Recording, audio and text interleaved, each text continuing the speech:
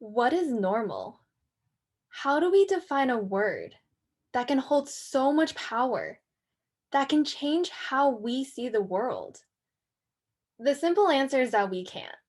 This word can only be defined by ourselves and what we do. My name is Ingrid Lee, and I created my normal through my path.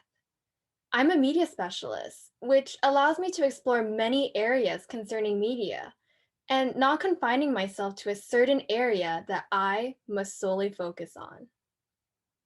One of the things I do is I'm a graphic designer. I use Adobe Illustrator to create my designs. One of the tools I use the most is the Pathfinder tool. This tool allows me to freely draw my design and combine shapes as I see fit. I can take something as simple as a square, something as simple as a triangle, and merge them together to make a unique shape, something that I can create to use in my own design. I am able to take my life and my interests and combine them together to create my path. Before I dive more into media, let me illustrate a specific scenario for you. Palo Alto, California, the heart of Silicon Valley, the place where STEM thrives, known for Stanford University.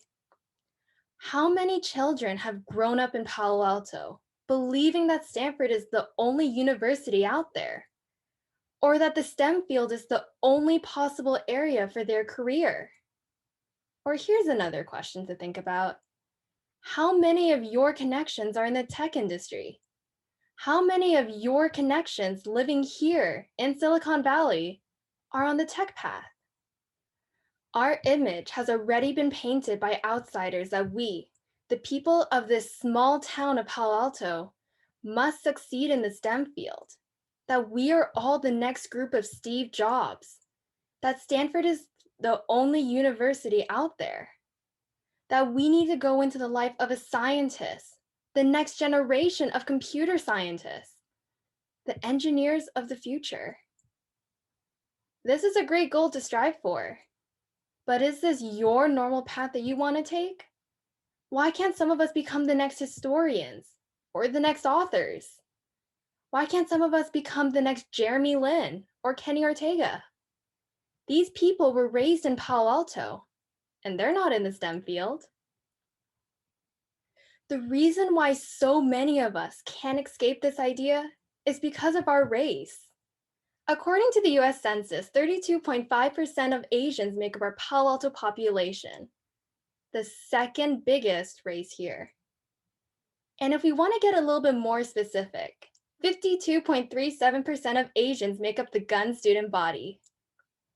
With a stereotype that Asians must be smart, must care about academics, and must thrive in STEM, this already hurts the idea of trying something new. But let me tell you, it is possible to break free from these limitations, from these ideas holding some back. Take me, for example. I'm an average Asian American female student. I have a younger brother, two parents who majored in the STEM field, and I am living in Palo Alto. I attended JLS Middle School, and I'm currently in the stressful time of my junior year. Some of you may know me as a person always on the announcements, or consistently making videos to the point where I have no social life. But some of you knew me as the girl in math class who was always finishing math tests early and getting high scores. How can these two people be the same person? How can these two personalities be me? This is because I took a chance. Because I was tired of the stereotypes trying to fit me into a person that I am not. Instead of people complimenting me about how high my test grades were, I was getting compliments about my performance on that day's announcements. I was more happy with myself, knowing that I was getting noticed for something I really enjoyed. To be completely honest, I had zero intentions of going into media studies. I was so sure that I would become a teacher, probably teaching a core subject. But it did hop around a lot to becoming a singer, then it went to be an actress, and then it went to be a nurse. But why did I focus on these certain areas as a child? The truthful answer is it's because not many people I knew were in the media studies. I had no motivation to even try it because I wasn't aware that it was even possible to participate in media studies. But after taking a couple of classes, thanks to my mom, I realized that I could go into media, even though I only knew one or two people who were fully immersed in this field of study. I was able to make it my own normal. I was able to take the first step, which is perseverance. This is what I encourage you all to do. It's going to be hard to overcome all these stereotypes holding you back. And there are times when you just want to give up, feeling like you just can't win. But that's just part of the process. Building a path will never be easy. Nothing will ever be handed to you. And breaking yourself away from this stereotype, it's the first step. If you allow these stereotypes to hold you back, nothing will come out from it. Or you could be stuck with a career path that brings you no joy.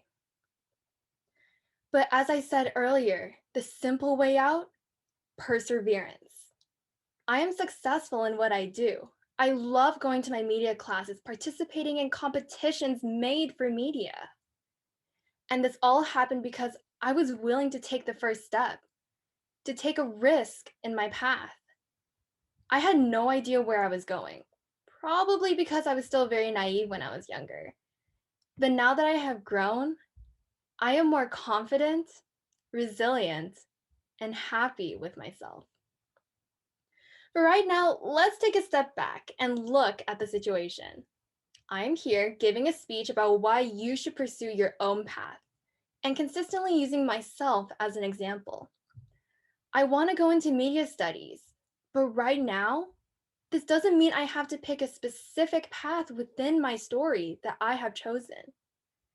Media studies can mean a lot of different paths, such as broadcast journalism, getting the news to help the community, photography, taking pictures to tell a story, also known as photojournalism, graphic design, designing to help give the visual effect for others to succeed, or even public relations, helping people connect with each other, especially during these weird times. I want to go into this area because I want to help people using my skills for the benefit of my community. At the end of the day, when you're deciding how to stand out for that certain college that you want to get into, or how to get that certain job at that job interview, I can give you one advice that media has taught me. Find out your purpose for pursuing your path that you want to take and what you can do with it. But what is the first step? Where do you start? How do you start? Everyone is unique, different in their own way. I can't answer when you should start creating your own path. I can answer when I started mine, the exact situation, the exact time and place. But this won't be the same for everyone. Everyone has different values, different paths that they are destined to take. I acknowledge that I will never understand the pressure some of you experience. I may have experienced a minimal amount of pressure to be perfect, but never have I been pressured to follow a path that was created for me by others. Like I said earlier, as Palo Alto, who's in the center of Silicon Valley, we are all placed inside a box, or whatever you want to envision it as. We are shoved into it from the moment we first stepped foot in our house here in Palo Alto. We are the future generation, and we have a reputation we need to uphold. We must be best in everything we do, but this is heavily emphasized in the STEM area.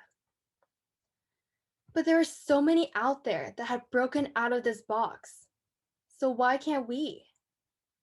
Take Olympian figure skater Vincent Zhao, for example. Or basketball star, Palo Alto High School graduate, captain of the basketball team, Jeremy Lin. They are the big names of Palo Alto sports, known for their passion of what they do, ice skating and basketball.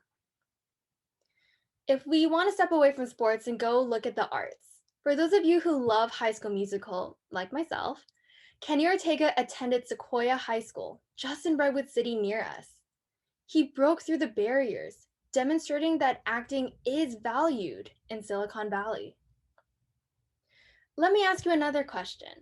If these people could do it, be successful at their jobs and enjoy it, why can't we? What is holding you back from doing what you love? What held me back from pursuing media studies?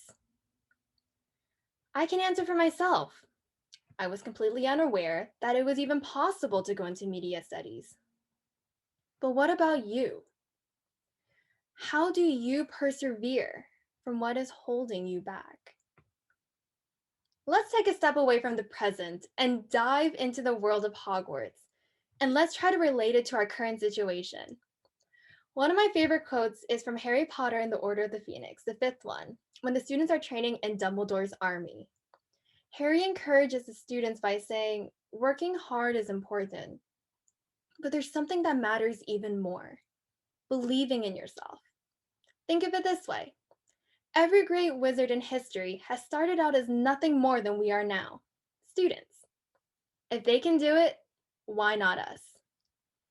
Now, I'll ask you this, but not from a wizard's point of view. There are ways to break free. It's just up to you. Taking that first step will be hard. Every first step is. The only person who can create their own path is you. Nobody is going to draw it for you. Nobody and nothing can stop you from walking your own path.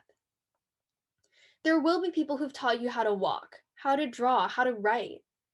There are expectations you have to meet, like acing every class, studying to keep the perfect GPA. But only you can go down this path that you create for yourself. But how do we start? Sometimes opportunities are right in front of you, and it's up to you to take advantage of it.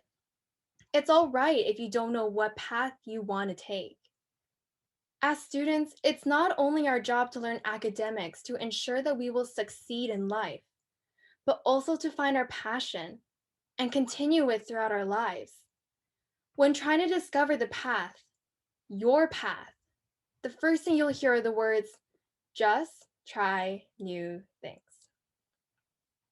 But there's so much more to this specific message than these just 4 simple words. You can't walk without having a motive behind it, or draw without a vision in mind. Palo Alto is extremely privileged with multiple opportunities, but there are a lot of us who take these simple opportunities for granted, and I'll be honest here, myself included. Sometimes we just throw away these chances without knowing what it is, without knowing the outcome. For example, Gun has an auto class. How many high schools can say they have an auto class? Or an interior design class? Possibly fashion design? Even if this may not be what you want to do in your future, that this may not be the path you want to take, give it a chance. Approach the class with an open mind. Instead of forcing yourself to take certain classes to just gain the credits to graduate, ask yourself, what can I gain from this class that is valuable to me? Is there something that I should take away? Even though this may not be the industry I want to go into, but what can I gain? There will be times when you get stuck and you just want to give up. Once again, let's turn to the film industry and see how we can apply these staged but realistic situations into our daily lives. A model is attempting to pave his way for a new career as an actor. Due to the harsh industry, he fails to land any role, battling with popular actors. But his agent advises him, don't give up until you exhaust all possibilities. This can be applied to now. If you haven't discovered your passion, don't give up yet. The time will come, but only when you continuously work to find your path. But still, how does this apply to us? How does this apply to students here at Gun? I'll use auto again as an example. If you get stranded on the side of the road and you need to fix your car, you'll be okay because you took auto. But I get it. The gains may not be so obvious from certain experiences. Take broadcast, for example. You may not want to approach the journalism industry, and it's okay. It's not for everyone. But broadcast can teach you so much more. You learn how to interact with people, learn leadership qualities, and even public speaking. If I hadn't taken broadcast, probably wouldn't have been able to give this TED Talk. But how did I start my journey? It's because I approached my broadcast class in middle school, not knowing my path yet, but I had the right mindset, knowing that I will give it a chance, because I knew that I wanted my path to have multiple branches that will help me follow the direction that I want. The overall process of creating your own path is never straight. I will admit, there were times when it felt like I was going backwards or the path was going off track. But as they say, life is a journey. Everything in life happens for a reason. All these obstacles you will face are there to help you continue down the path. Stereotypes exist because everyone has their own judgment. But don't try to fit the norm. Create your own. Break free with perseverance from the box that's keeping you from doing what you love. Be unique in what you do. But all of this cannot start without making sure you have an open mind to try new things, even if it may not be your main focus in your future. Draw your own path and enjoy what you do. Thank you.